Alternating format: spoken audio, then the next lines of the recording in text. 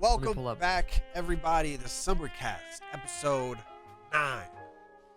Weekly series we've done since the beginning of time. Give it a rest, man. We're back. Give it a rest. We are busy back.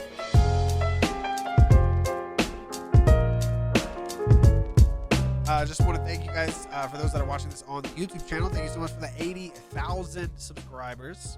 Let's go, baby. 80% there. 80% there to our first plaque. Big W's recently on YouTube.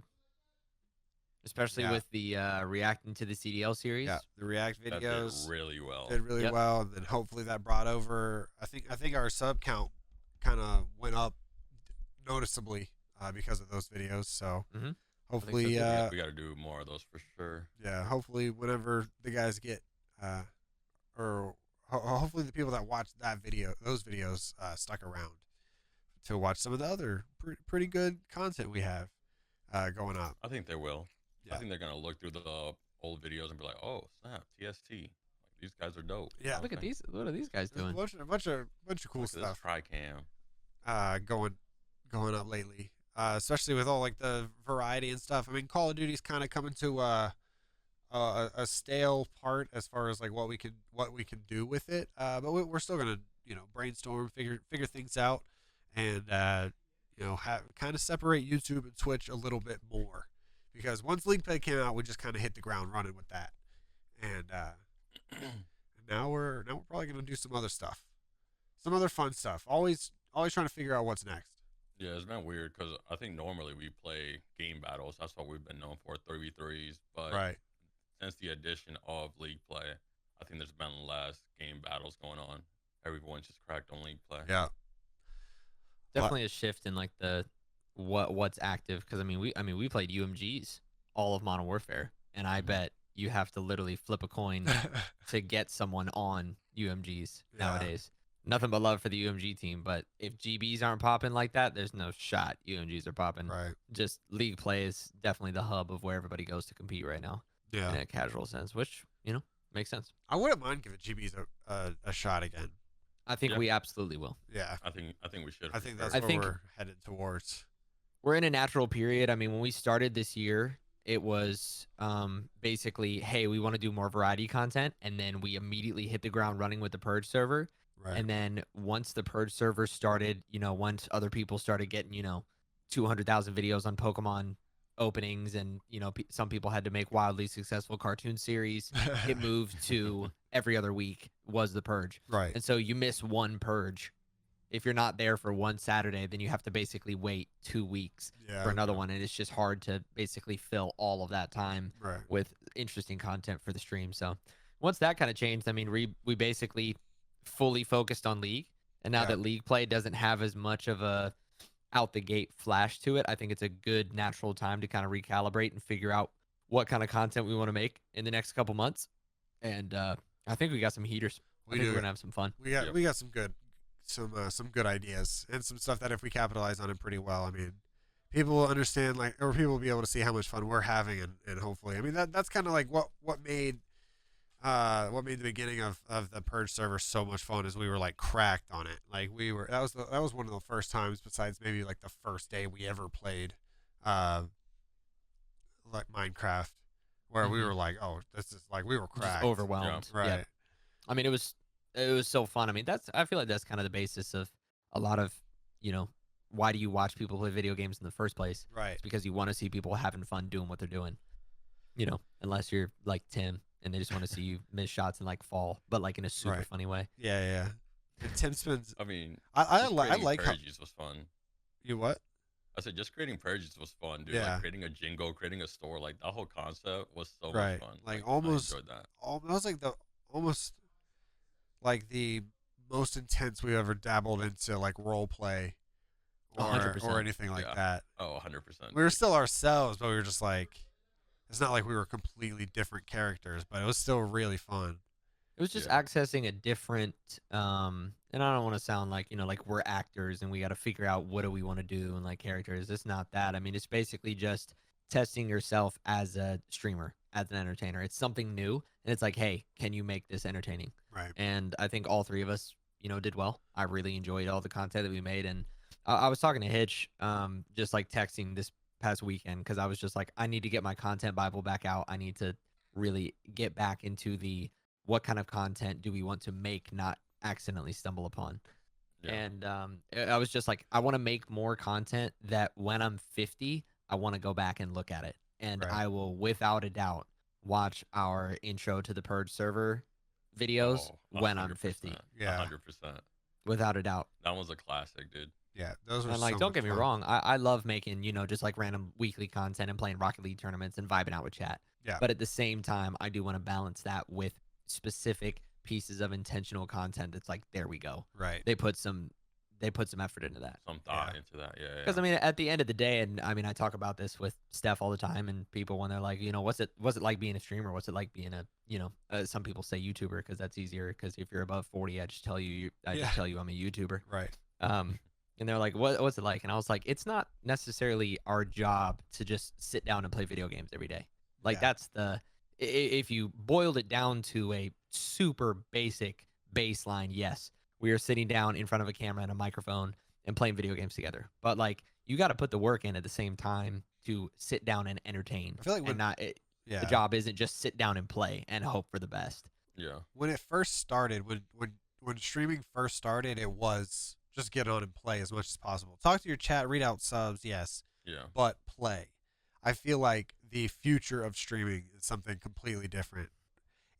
Unless you're like a Summit or I mean, I guess Shroud as well. Like somebody who they just want to play and they just want to sit down and play, and they give somebody the keys to their YouTube channel and just say, go crazy with it.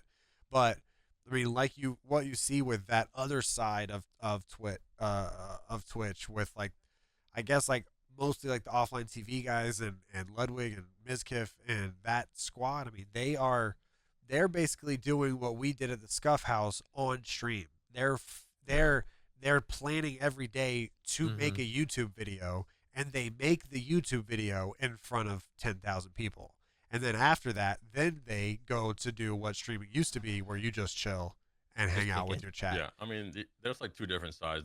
There's people who just want to watch the very best at that video game, and then there's like the content side. And I mean, some people dabble into both.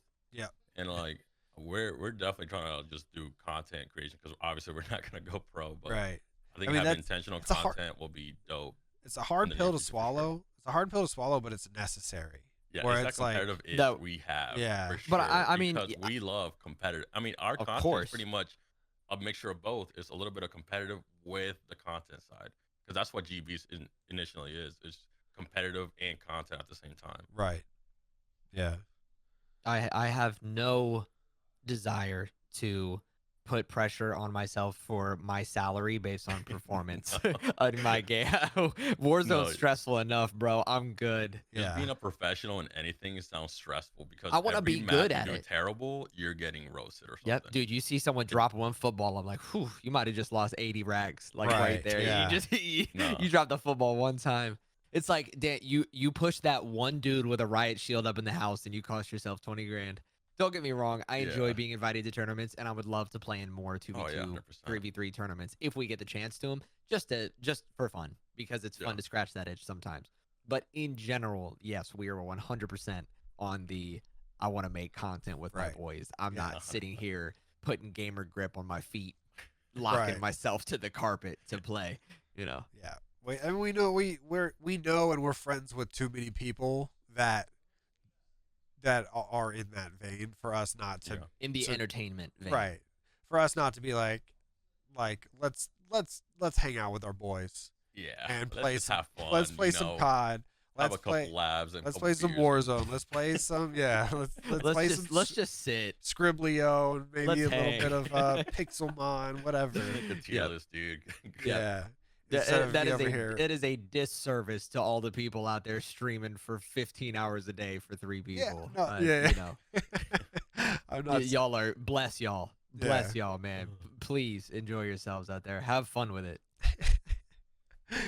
Because every time I get frustrated at like at like League, and then I think about it afterwards. I'm like, what am I doing? Getting frustrated. Like, yeah, you're like wondering, like, dude, what should I be running? Should I be running like long AR? Because like I've been trying to get hill time, and I don't know. Yeah, and then I'm like, what am I doing? Like, just use the Farah, dude. Come on.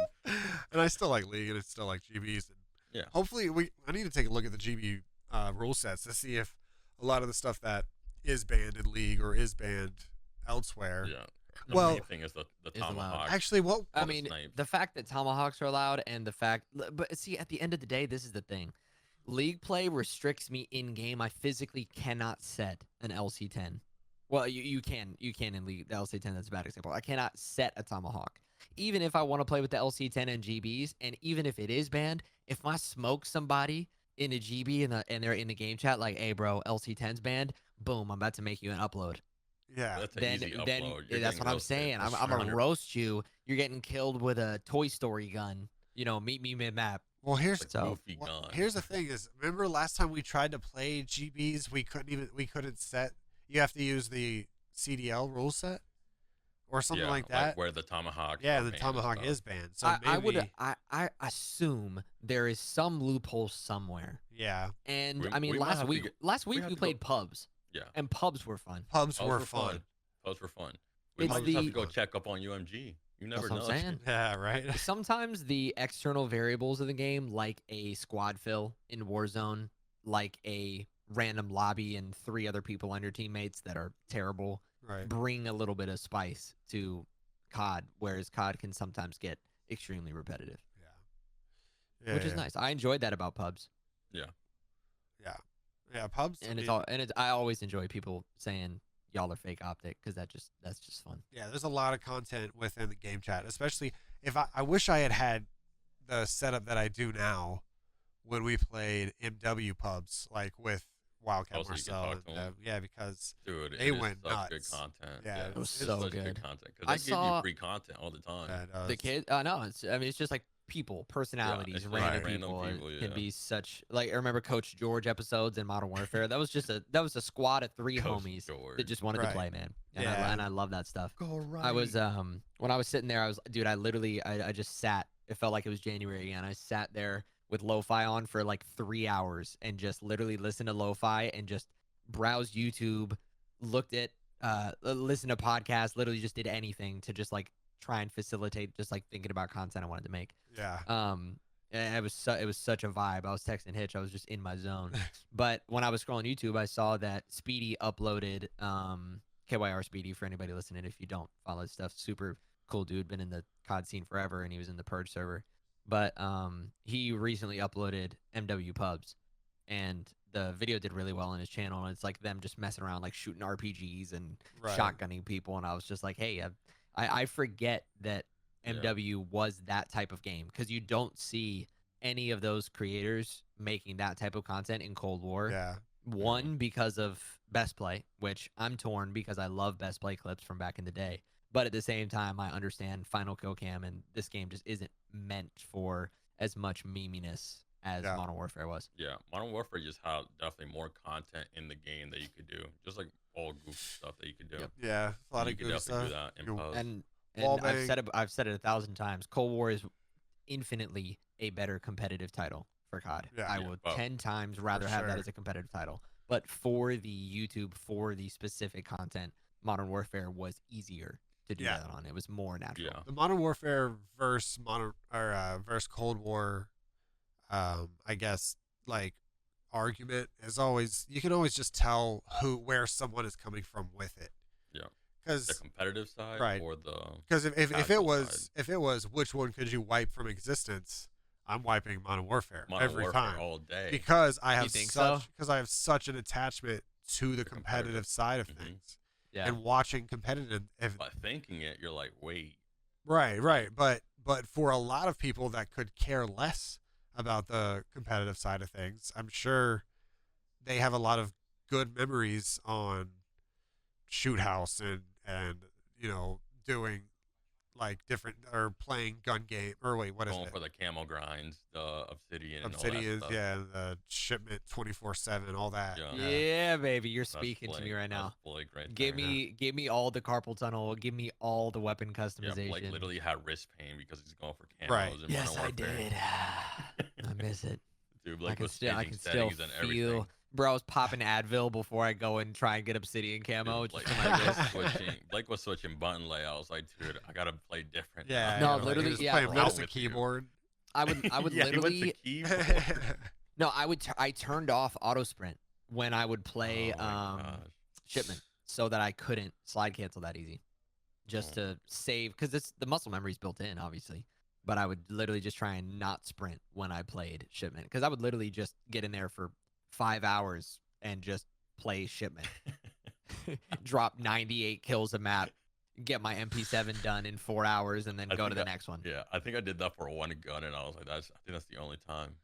That is my favorite. My favorite guns. My favorite gun ever, I think, is the no stock M4 Grenadier barrel Warzone with the glow stick charm With the obsidian camo. Oh my gosh, dude! Nothing. As much as I absolutely adore Treyarch's love for getting crazy with the weapon blueprints and making guns into Dragon that you literally just copy pasted from Valorant, and like other stuff like that. I like that, but nothing will beat Modern Warfare aesthetics. The guns look so good. They look so good. But they just look more realistic. That's what I mean. It's the best. Cold War is definitely more cartoony, for sure. I mean, Treyarch's always kind of had that vibe. Black Ops 2 even felt like that too. But I definitely do like the more realistic. I like the color. I like the color. I like the vibrance of Treyarch games. They're fun looking maps usually. I know some of the Modern Warfare maps, just because they're so focused on realism, just kind of look a little bland. But I love the look of all the operators and the weapons and everything in Modern Warfare. That's why I'll always have a tie to that game. Yeah. And the gunsmith. Love the gunsmith. I can't stand the gunsmith. Love the gunsmith. Give me gunsmith, homies, rise up, baby, rise up. It's crazy that they changed the. I've already probably said this on stream.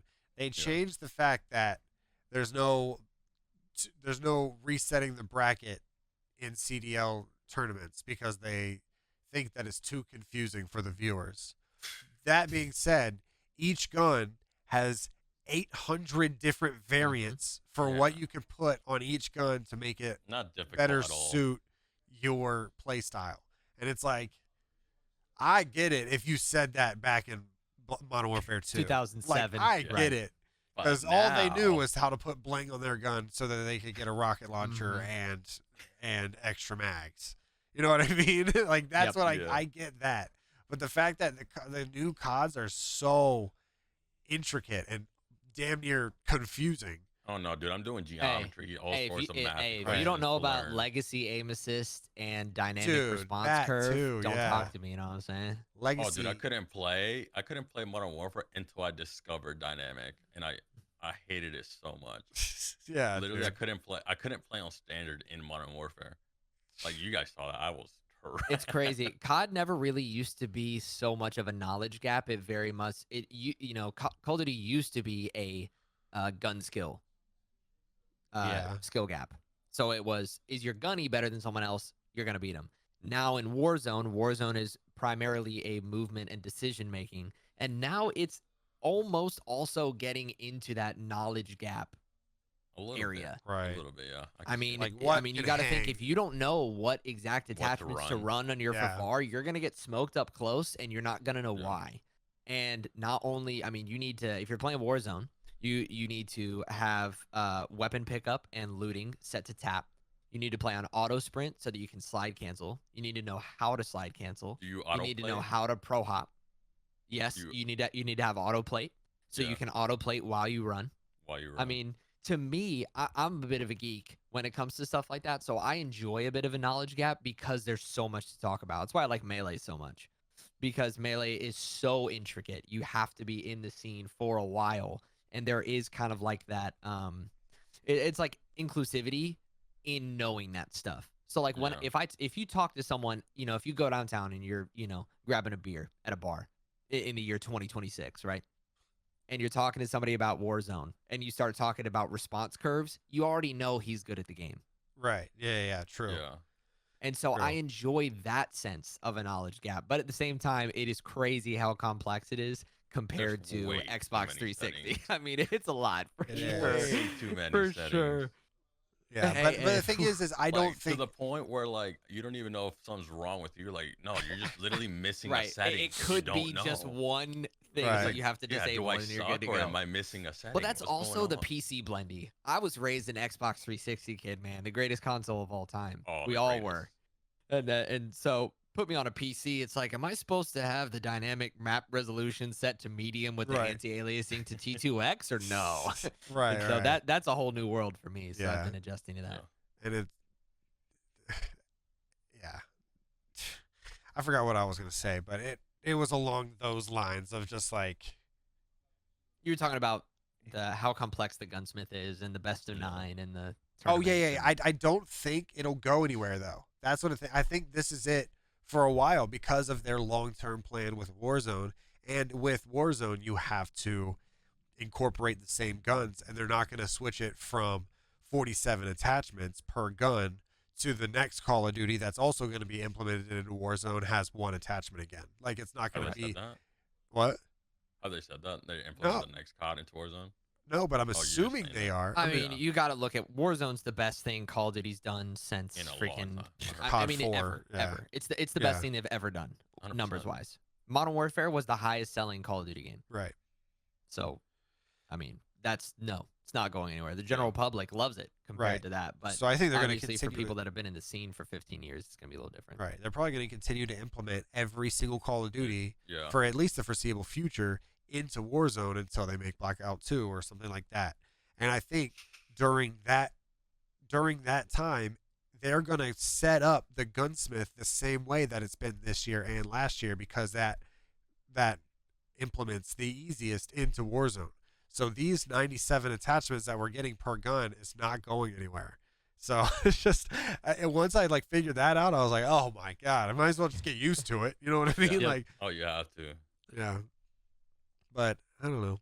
I'm still liking it. The only thing that still does stress me out a little bit is how much I try to have fun with the game, and the easiest way to have fun with it is to play the ranked system or the offline ladder, because that's where you get your biggest freedom to play around with new guns and with new different variants of guns and different attachments and things like that. Because if you go and you try to do that in Warzone, or if you go and you try to do that in pubs, there's a lot of situations where you're not even going to have fun unless you try as absolute hard as you possibly can. Oh, you're going to get your limbs twisted into a pretzel if you're, unless you drop Quarry. Maybe Quarry is just the secret. You just drop Quarry and try out your weird guns or something. I don't know. I haven't tried that yet. For a while, I was like, man, maybe I just run AK and have fun with it. And I legitimately can't. You can't run.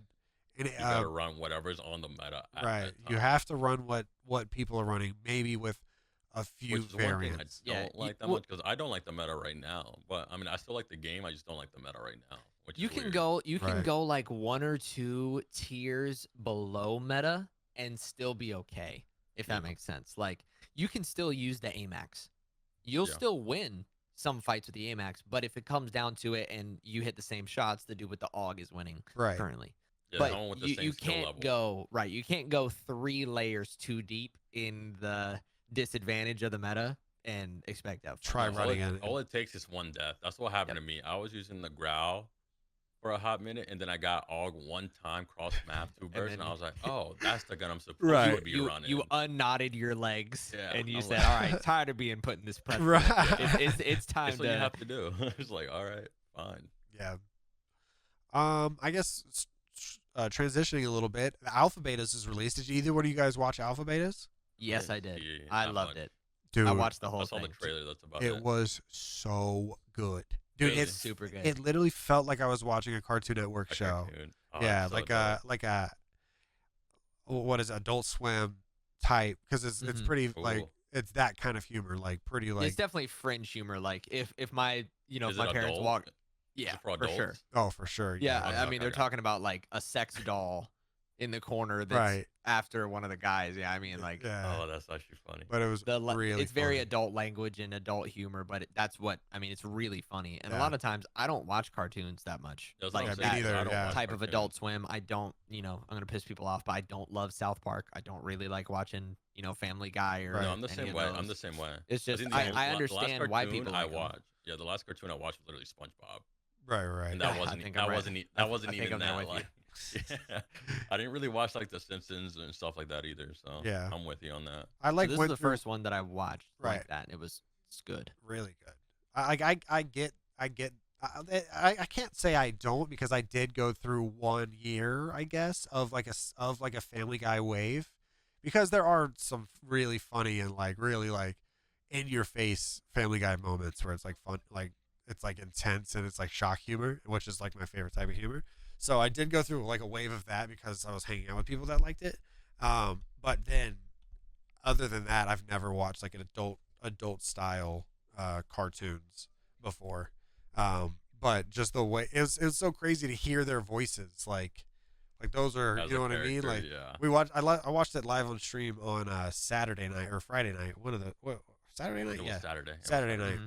And Marcel and Wildcat were in the chat, like watching it. Oh, that's watching cool. it with everybody and like giving people like behind the scenes stuff. And then we watched like the bonus stuff, and then we watched like the original like animated series that they did 4 years ago or 3 years ago. They did an animated series that they just they wrote by themselves.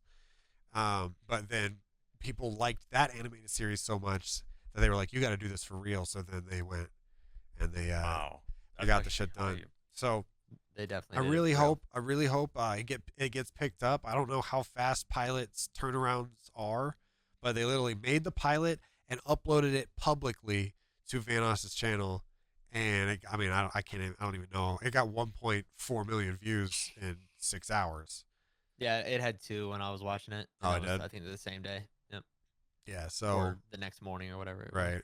So I don't know how often you get to see a pilot, you know what I mean, that has of a TV show that has never been picked up. It's kind of a good way to strong arm. I don't know if that's what they were going for. To like, hey, just so you know, if you pick up our show, this is the viewership. This is the type of numbers. Yeah, this is the viewership you can look for. Yep. You know what I mean? Like, that's really cool. And I don't know if that's ever been done before, but I really hope it gets picked up. I'm sure. I want to say I'm sure it will, but I'm very biased because those are, my boys, and I'd like to see them succeed. And I really think, like, genuinely that it was one of the best, like, cartoon shows that I've ever seen. And I think it has, and they have so much potential with storylines, because each episode is a different video game. And there's been a million video games. Good. The first one was like a spin-off of like Red Dead Redemption, and they had to go like ride horses and stop a train and fight cowboys and stuff. Dude, so what? They got endless games. Yeah. And so if you haven't watched it, George, or for anybody listening, if you don't know what we're talking about, Alpha Betas it's Vanos, Marcel, Wildcat, and Terrorizer, right? Yep. And so those are the content creators that basically have a cartoon, and so they're known as Alpha Team, and it's basically set in the future. And so all of the whole world's like energy source is based off of people playing video games. Right. So it's basically people playing the video game like with their hands, with their thumbs, like getting on the game is what powers the grid. So they go in and fix problems with the game when the game is weird. So they literally tap into the game and they become players and fix the problems. It's super dope. That's what she said. But it is really first episode's awesome. It is very surreal to hear like their voices. Yeah, especially character. Like Marcel. Obviously, Marcel and Wildcat were surreal, but then I'd hear Terrorizer and I'd be like, oh my! Like he's such a good. His voice is so good for what this is that I'm sure. How many people do you think watched that and didn't know who those guys were? Like, there's got to be at least 100,000.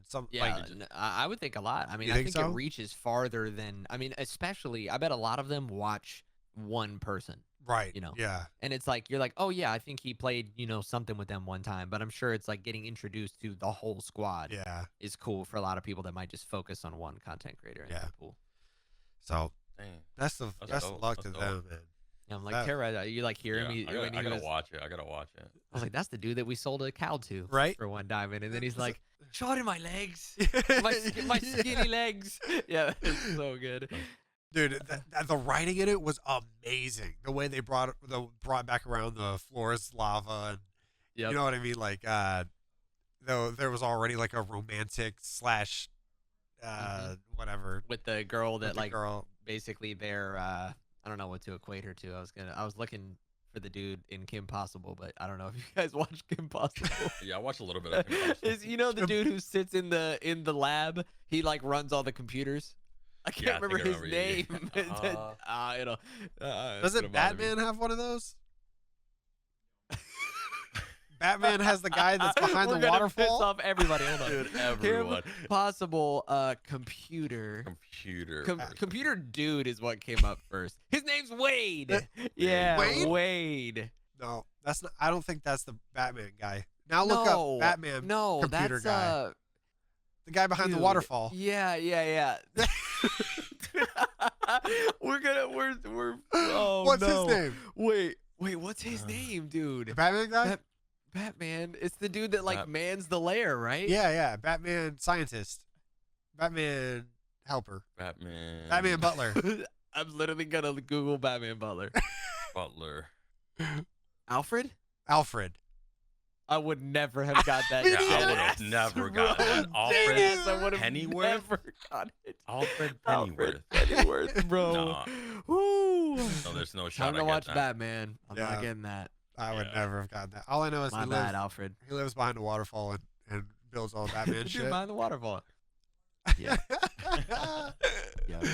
That is cool. Really good. I'm sure everybody's watched that in this. That's listening to it, but if you haven't, go watch Alpha Betas. Ludwig did a subathon, and a subathon. Do you know what a subathon is, George? I don't. A subathon is every time somebody subscribes, you keep streaming for 5 minutes, and it's a really good thing to do for small streams. And I know a lot of people that have done subathons. I thought about doing one pre-TST. We need a subathon. Yeah, we might need a subathon. I was like, what are you talking about? Was like, wait, explain it to me. Yeah. You hear his pen start scribbling. No. So nobody's ever done a subathon for people that don't need a subathon. You know what I mean? Yeah. Like people, for instance, as big as Ludwig. Ludwig decided he's doing a subathon. I don't know why he's doing it, but he decided to do one. Oh, it's because he took a week off. Yeah, he took a week off, so he just did. He just had surgery. So he's gonna be on for a week. Right. So I think he limited it to 3 days. So he has been live for almost 3 days now, and whenever it's nighttime, he just goes to sleep. He goes on stream, and he lets his mods run the stream. So if the subathon dies, you can't stream sleeping, right? You can now. Oh, you can? Yeah. Yep. I saw Twitch reply or at him and say good night, Ludwig. Good night, and I was like, did you take away the ability? Can you sleep on stream? Yeah, you can definitely sleep on stream. Because when we do our 24-hour, I might have to take a nap. That's what I'm saying. I'm gonna curl up on the couch. We'll come back and we'll play some Rocket League. The bed's literally like 2 feet behind me. That's what I'm saying. Nah, dude, the genius. Right there. Genius. Oh yeah, dude, we're good. Super genius. Very. I mean, he's been one of the best content creators and probably one of the most creative people on the platform in the last 6 months. Yeah. But it's just the way he balances the meme, the shit posting side of Twitch and the actual creative genius. Right. And blends them together. It is very good. I just like the creative part he does, like do the wiki speed run. Like that shit is so genius. Yeah. I don't know if he created that, but dude, just watching I don't think those videos. so. He's a master. He's a master at taking ideas that other people have too. Yeah, but he makes them great. And improving them and using amazing personalities to do that. I mean, that's literally like any good talk show host. That's what you just do forever. We've been doing the same thing since the radio. Yeah. Just keep doing it, and as entertainment evolves, just keep doing the same things with new people and better quality. Yeah, I think I watched one of his videos today. It was like a Winnie the Pooh game. It was a baseball game. He has to make like home runs. He has to be to the end level of home runs, dude. Well, I think that's how. Do you know I was like, what? Do you know who Jay Schlatt is, or Schlatt? Have you guys ever heard that name? I know the name. He's another guy that's kind of he's within the Dream SMP, bounces around the different like Ludwig's realm of YouTube, as well as I think maybe offline. I'm not sure, but he's always doing like Minecraft and stuff. But I think he got big just making Wii game commentaries. So he would play Wii Sports and shit talk other Wii people, or like other just like the Wii guys. Just not like actual people in the world, but like the little literally what are they called? Just that little Nintendo Mii. Character. Yeah. It's avatar, a Mii. An MII. The avatar, right? Yeah, the little avatars. Yeah. And so he would play baseball, and he'd be like, "Yeah, I throw that fucking strike. I dare you." And then he would knock it out of the park, and he's like, he got big doing like Wii stuff. And dude, if you ever go back and watch some of those, they're so funny. They're so fucking funny. But just so talking your computer. Yeah, it's crazy to think how many people, because I mean that guy gets 2 to 4 million views a video every time he uploads. It's crazy how many people there are out there that are just killing the game. That people just it's impossible to know who all is doing well on the internet, because so many people in their own lanes are just crushing it. Yeah. I mean, I'm naive because most of the people I watch, on Twitch are usually from the US. If not, they're probably Canada or Europe. Right. But then I see that streamer that was doing the Fortnite thing. Yeah. And I was like, how crazy is it? Yeah. I've never heard of this dude ever. And no offense, no one in the Hex quarters did either. And then you look at him, like, this dude is the biggest. Yeah, I think you said at one time, Hitch, like you were saying, like there might be some good actors in the world that we may never know. Right. Yeah. Because they don't speak your language, and so you're not watching them. Well, even the people in the United States, there might be actors that waited their whole life to they grinded their entire life until they were 60, and then a role comes up and it's perfect for them. They land that role, and it's on a television show that's been going for 10 years straight, 15 years straight, and they finally have, and that television show might have 15 million watchers. Wait, is that I can't tell if that's a lot. I don't know. I don't know, dude. I know Twitch numbers. That's about it. Right. I can't tell. Or maybe let's say 1 million watchers.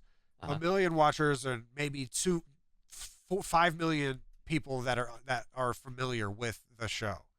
So that dude or that lady made it, and we'll never know who they are because we don't watch that show. Maybe we don't watch that network. Like, that kind of stuff is so dope to me. Like, there's so many different ways to make it, as long as you just grind and are real with yourself and continue that continue looking upward, I guess. But yeah, I think about that all the time. Yeah, I mean, which is crazy. Yeah. How many people are just absolutely crushing it that you'll never know? That I'll never know. Never know. Yeah. Even in our space, dude. Like, there's some content creators that are hella dope that I don't even know. I'm like, dude, like, there's so many lanes in this. I mean, there's just so many varieties of streamers. Yeah. Which you got to think how many you need it. How many people out there just don't know Warzone at all? Don't know Call of Duty streamers. No. So they have no idea. They just know Minecraft. They have no idea that Joe Woe's life has completely 180'd in the past 7 months. Like, literally taken a complete 180. 180. Like, and you got to think there's people out there streaming Apex that happened to, streaming GTA roleplay. Even these. I mean, I don't even want to get started with Minecraft because that shit's stupid. Yeah, how many lives that has changed in the past 2 years. Minecraft's like the K-pop of video games. I mean, it's true. It's undefeated. You can't win, and there are so many numbers. It's just like, I didn't even know this many humans existed. Yeah. Who are you guys? Yeah, it's ridiculous. Yeah. So I mean, I don't know how we got on that tangent, but we were talking about Ludwig. We were talking about streaming, sleeping, and streaming, and a good ass segue. Good ass segue is, I bet you there's a bunch of people out there that don't know about like what has happened in the Pokemon TCG community where like Leonhardt, Randolph, Breaking Nate, like all these people have like completely blown up on their platforms, and that's kind of trickled over to Pokemon Go as well with Mystic and JT Gilly and all the. I mean, I know way too many Pokemon Go YouTubers now, and I bet. yeah, so it's cool to see that, and that segues into the fact that I went to a convention this weekend. Did. How'd it smell? Ooh. Well, I'm so sorry. How'd it smell? Oh my gosh. Dude, he is capping. God, dude. All right, ad break. Nah. This is brought to you by Flow Days. Brought to you by steroids. I've been in places like that and they don't smell good. And I asked before I thought about it. How did it look, Hitch? It looked great. Tell me about it. No, Aaron did say that there was a few times where like, oh, this smells like a side station. Yes. Ooh. Yeah. The side station has that stench to it. Yeah. It smells it's like like victory. yeah. It's not a good smell. No. I mean, it's not a good smell. It just smells like, a white dude that ain't showered in a couple days. Like the locker room, like a PE locker room. Yeah. How crazy is it that we used to go to PE and then go to social studies? Nah, it's you know what I disgusting. mean? Dude, wait, it's who? dead ass disgusting. I know. No, it doesn't. Isn't that disgusting? No. Literally, I put back my Abercrombie polo on top of me. My armpits are sweating.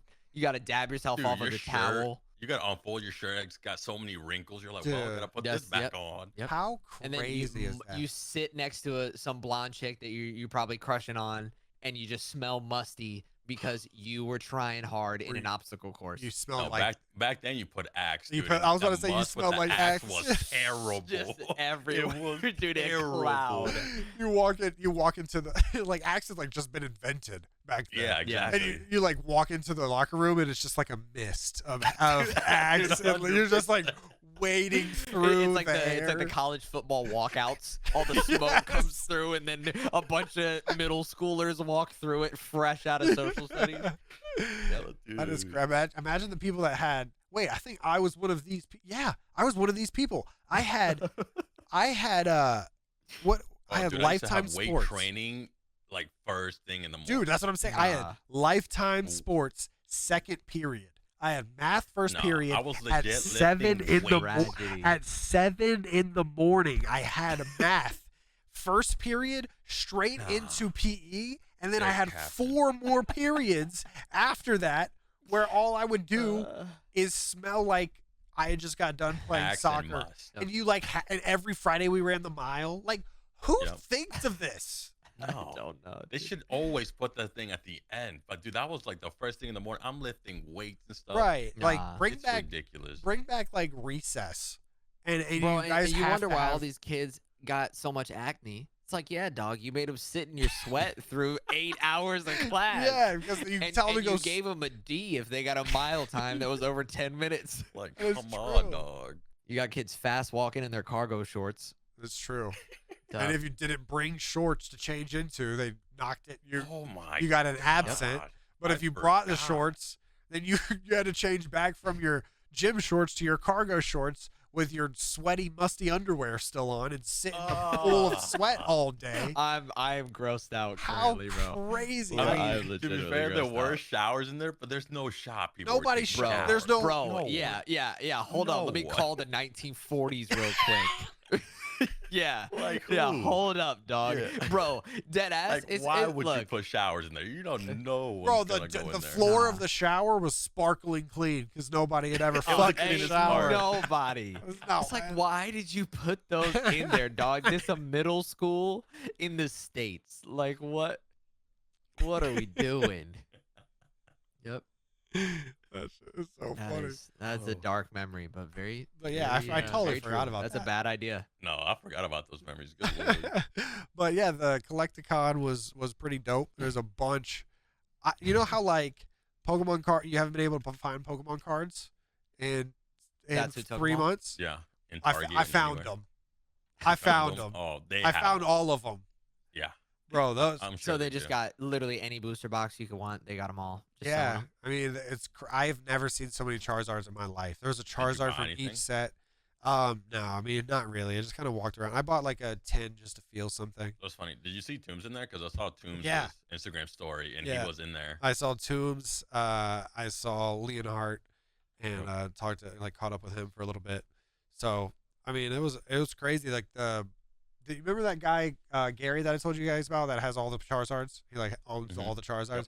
He was there, and he had like a huge line of people. That's so cool. Like him and this other YouTuber were up there, and there's a gigantic line that was all roped off, and they were doing meet and greets. It's crazy because it's the first time I've been to a convention since.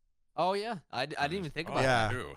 I legitimately that didn't even cross my mind. Yeah, first time when you said that you were there. Convention since what? Champs? How many people had a Pokeball mask? I didn't see any Pokeball masks. Now that I think well, it is Texas. I forgot the president. Yeah, said that you don't need those. Nah, nobody was wearing masks. We were all making out with each other. It was a lot of fun. It was cool. Yeah. Nah, everybody treated it kind of normal and had masks on, and I mean there were a lot of people there, but I mean it was crazy. I mean that thing had been scheduled for months, so I guess they made that way before the president of Texas decided to open everything up. But no, I mean it's open. It's open, but like don't care, but like Texas is open, but it's not open. You know what I mean? Like it's not open. That's something that that's something for people on Twitter. It depends what your bumper sticker is. Yeah. To decide whether or not how open it is. I mean, every single place I've been to. It is Texas though. Yeah. It's just everybody has a mask. Everyone still says you can't come in without a mask. Like you gotta. So, but yeah, there was I walked in at the very beginning, and there's this huge like display of different cards that they're gonna auction off, and I looked into it, dude. It's right there. It's two PSA or two Beckett 9.5 Charizard first editions, and then a box of base set, a box of first edition Rocket, and I was just like, what the hell, dude? Yeah. That's so nuts. I wonder what they went for. Yeah, then you saw the prices, you were like, wow. I mean, it was like $30,000 for like. That's a damn car. Yeah, it was so weird to see it in real time that they would put a Chansey that had been very well played, and it would be, in a top loader, and somebody would be like, how much for the Chansey? And they would say $8. And then they'd be like, how much for that Charizard? And they would say $15,000. Like, that's how real it was. Like, people were asking the prices of $15,000 cards as if they could just walk up and buy it. But I mean, but I went there 2 days. So I went there once with Aaron, once with Alexis. The first time I went, there were a lot of $15,000 to $30,000 cards. I went there the next day, there were not as many. So that means people rolled in. Oh yeah. Yeah, people went there to buy. Yeah, rolled 30. in, and a lot of places didn't take cards because it was like a convention. Like so they were carrying out Pokemon backpacks with hella cash in it. Either cash or they use like Venmo or something like that. But I was just like, wow, it's gotten out of hand. And there was another card show in Dallas the same day. So there were people that one was like, there was like three. They said there was like 3 or 4 Pokemon tables and like 20 sports card tables. So people were going back and forth between the two things. Yeah, and sports cards are, I mean, Pokemon's got a long way to go before it catches up with sports cards. Oh yeah, like a long way. I mean, there have been 2 that I know of. I think one LeBron James and one Tom Brady that have both sold for over $1 million in the past. Crazy. You got old dudes with stupid money. I thought it was the other way around. No, the highest. No, I mean, sports blast. I had no idea the sports cards were that popping. Like, I think the most expensive card in the world is a Mickey Mantle PSA 10 out there. It last sold for $7.4 million. $million. Yeah, I had no idea. You could buy, dude. You could buy a car with that money. Yeah. You can buy a whole damn yacht, dude. I'm a McLaren, dude. That's Tyler the Creator. McLaren. Dude, yeah, that's. I mean, it's wild. So Did you sell anything? No. Did they have buyers? Yeah, you could. A lot of it was like they were taking trade offers, and they would do a little bit of buying. I'm sure there was a lot more buying the second day because they had sold so much stuff. But yeah, there was. I mean, there was people had binders like full. They would sell the full the full base set for $3,000 and give you the binder of all of the cards. That's nuts. And you could go through other binders and pull out whatever card you wanted and buy it. They would just like give you a price right there. Yeah, it's crazy. I got recognized twice. They're like, "Are you Hitch?" Oh, that's awesome. And I just have this huge mask on, and all you can see. And I had a hat on too. You can't hide those eyes. Those eyes, yeah, those blue eyes can't hide, baby. We know those. That's why we sub. Yeah. You can't hide those eyes. Those masks go all the way up to here. He's got the sunnies on, right? You got the hater blockers. Yeah, but that's cool though. So yeah, that was a lot of fun. Dude, I want to know. The only other thing I've ever collected is Disney pins. So like at the Disney parks, I don't know when the last time either of you have been to Disney World, but like pin trading is massive at Disney World, and I have a pretty kick-ass collection of Disney pins.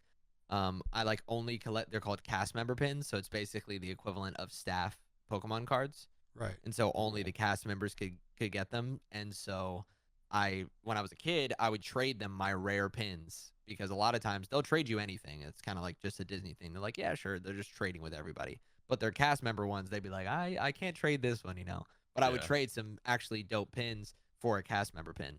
So then they have this little silver Mickey on them.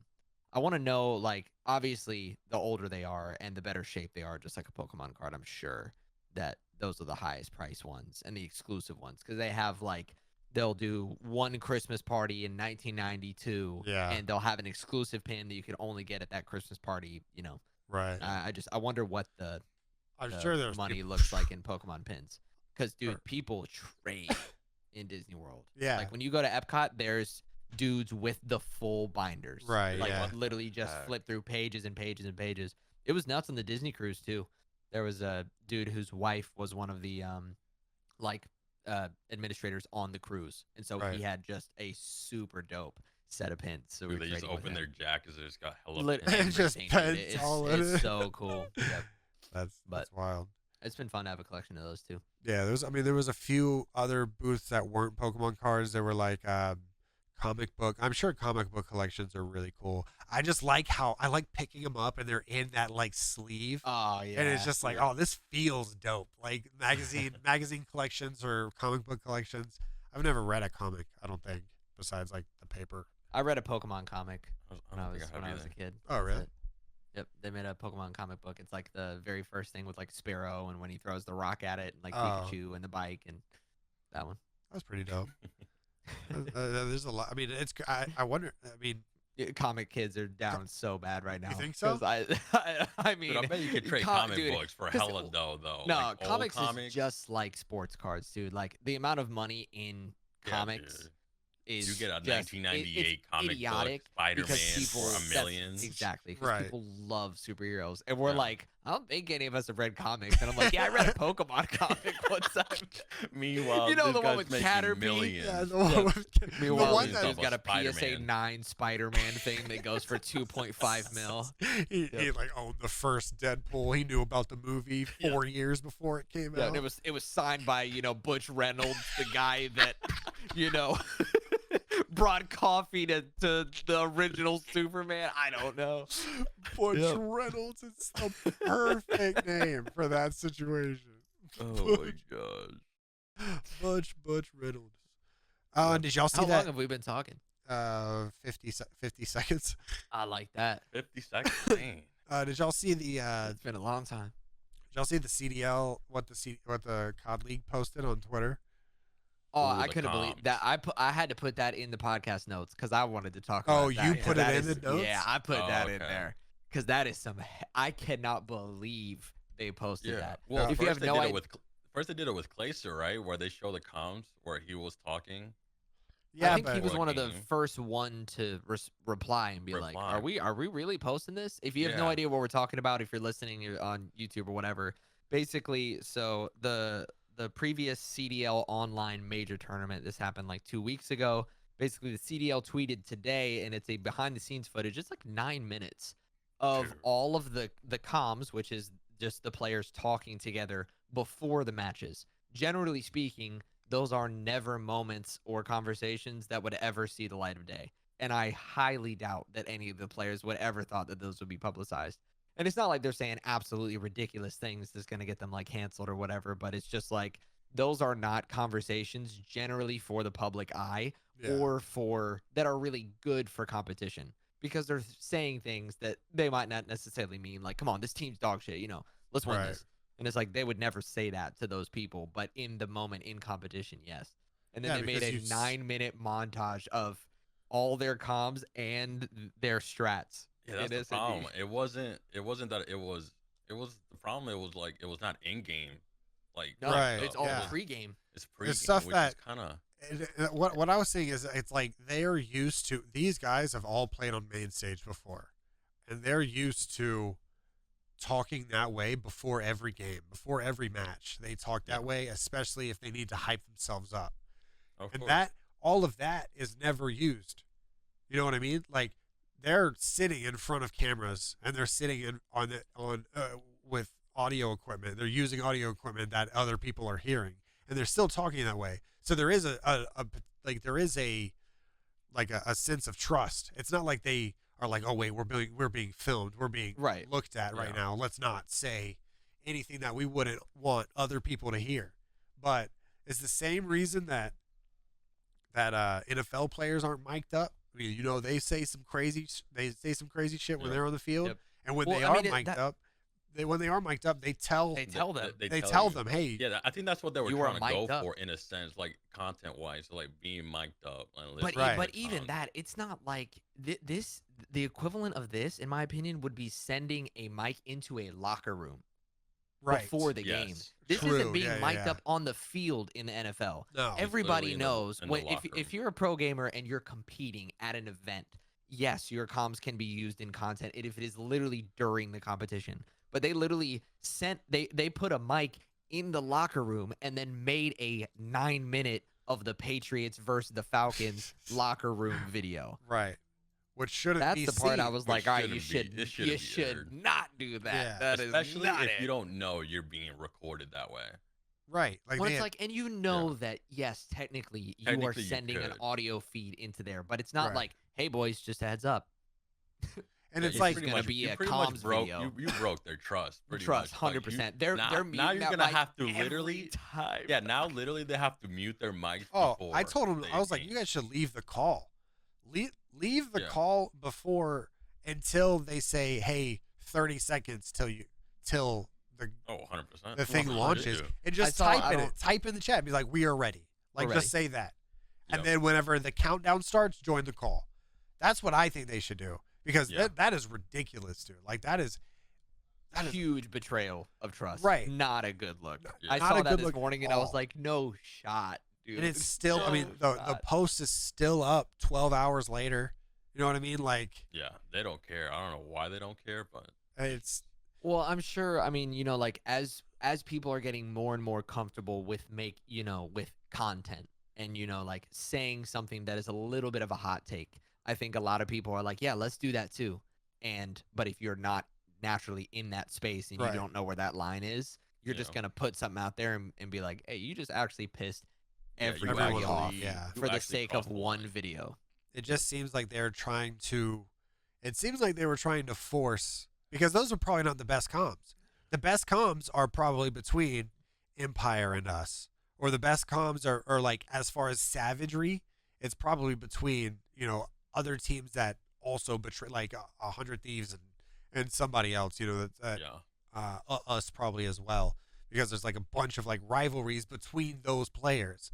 But OpTic and FaZe, it's like somebody was like, let's take who gets the most viewers, who gets the second most viewers. Let's go back a month to the last time they played each other, and let's see if we can make 10 minutes of them shit talking each other to spark a rivalry. Is what it seems like when there's already so much. There's already so much natural storylines. Right. There's already you don't have natural to, you don't rivalry. have to make anything up. Right. The storyline's already there.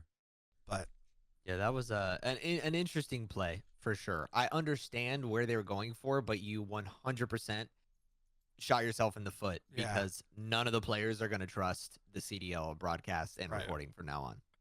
Yeah. You can't do that. You really can't. It's not a very definitely odd. Not a very trustworthy. And you want your players. I mean, it's to keep the players happy is a very important part. Obviously, fines go out in every sport, and look at the NBA right now. It just seems like a lot of the players are not happy, and the NBA is looked at as like weak right now because of all the fines and the refs. Have you seen how bad the refs have been in the NBA lately? Yeah, they've been really bad. Yeah, it's like that seems like to be like a majority of what we all are seeing. Like, yeah, people will get technicals for literally nothing. Yeah, for throwing the ball or bouncing the ball to the ref, and that happened like 3 times. It happened to JJ Redick too. It was like it's happening a lot. People are getting technicals for nothing and nothing. I don't know. Well, while we're on this train, I'll talk about the other point. I'm normally the one that doesn't want to say anything negative as COD because I love Call of Duty and I want a TST creator code. Oh, right. Wow. But Activision today laid off 50 people that specifically work in the esports department and the live events department because they are looking at a future that is not as involved with live events. So everything is going on. So obviously that and that's a slasher tweet, not COD slasher. This is esports, news phenomenon slasher. Okay, so let's so say he tweeted and basically that's 50 jobs immediately gone. I don't know what their titles are. I don't know what they do. I don't pretend to understand the inner workings of Activision. I don't. But those people were specifically dedicated, which I understand is hard in a pandemic that has lasted over a year, towards facilitating in-person events, which a lot of people are saying, hey, we're in this time period now where we can't have these events, but once we get back, we'll be on track again. Let's keep it alive now. And they were like, hey, this is kind of working. Let's not focus on live events anymore, which is not a good look for competitive integrity. See, that's the problem. Imagine an amateur pro going pro this year, and he never has to go to events ever again. So everything is just online. And most of the time, you can't tell if someone's good until they go to the events. Yeah. Because events is the true integrity. Like, there's no internet. There's nothing. It's just literally... There's no internet variable. It is the pressure of actually competing in front of a crowd. And not being in the comfort of your own place.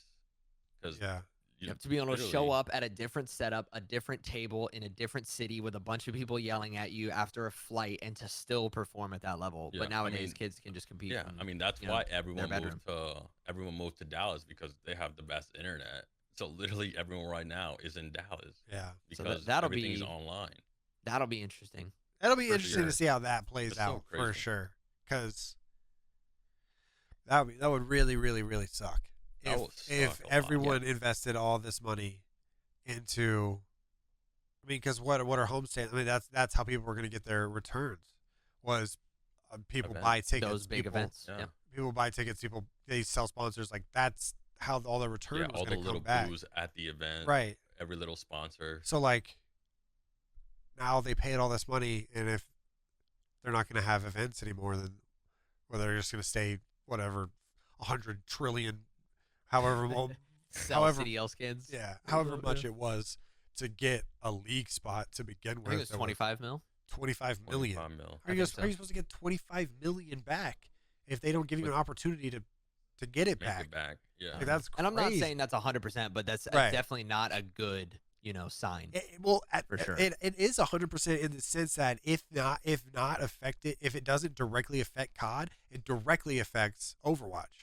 And Overwatch is in the same boat. They had a ton of teams that were designated to different cities. They decided to do their first season in LA, and I don't know what happened in their second season or whatever, but then COVID hit, and now they're in the same boat where I'm guessing they're playing online, right? I'm assuming they are. I think the only people that are looking to have in-person events, I think the first one's going to be a Valorant something. Really? Soon. So, that's crazy. That is wild because you're putting two different franchises.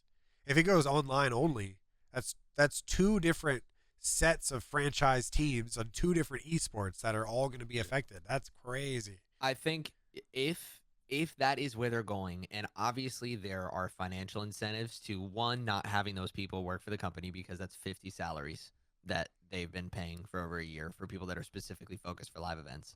Yeah. 2, you're probably saving money in the long run as far as from Activision's sense, because you don't have to have these events and pay the money and fork out all the work and the labor to get them done.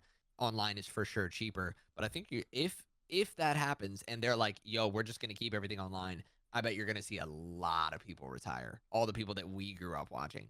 Well, yeah, that's like no point. Like, what's the point of like competing with no fans? Well, there's no end goal. Yeah, it's like everything online and you're just playing from your bedroom. It's not just like in sports and everything, dude. Everything's better when you have supporters and fans showing up. Yeah. And like whereas you on and stuff.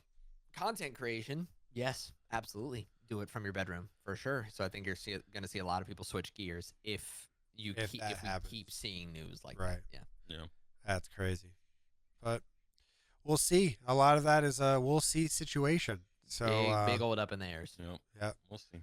Hopefully hopefully something comes out and they fix the whole, or they're more transparent about when they're recording the guys and what content they're going to use, because I think that's step number 1 in CDL, and then we'll worry about whether or not we're going to go sit in the seats. Right. Yeah. We'll worry about all that later. Let's just try to be cheering on OpTic regardless. Let's try to just beat the subliners first. Like that's a good that's a good first step, and then we'll work on our makeshift rivalry with FaZe. Right. After that, our fake rivalry with FaZe. All right, guys. Thank you so much for watching or listening to the Summercast episode 9. This is going out on YouTube and pretty much every audio platform. Just look up the Summercast or come into the Twitch chat, twitch.tv/hitchride, 2 eyes and ride, and type !Summercast in chat. And definitely follow. I don't know if it's following or subscribing or whatever it is on. Just click the buttons. Yeah, man. just click the just buttons. Click them. Just on follow on whatever come platform. through. Yeah, on Support Apple, the homies. on Apple, on Spotify, wherever you're at, just everything. go a follow. Everything does help. Everything does help. But thank you guys so much for watching. We will see you next week. Peace.